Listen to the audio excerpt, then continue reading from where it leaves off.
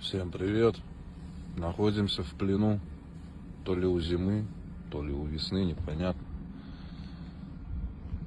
Сегодня 4 мая, вчера 3 мая встали в пробочку под Екатеринбургом. И вот до сих пор снег валит. Никаких действий ни от МЧС, ни от ГИБДД, никого. Считай, стоим с вчерашнего вечера. Сегодня уже 4 мая, утро. Никаких продвижений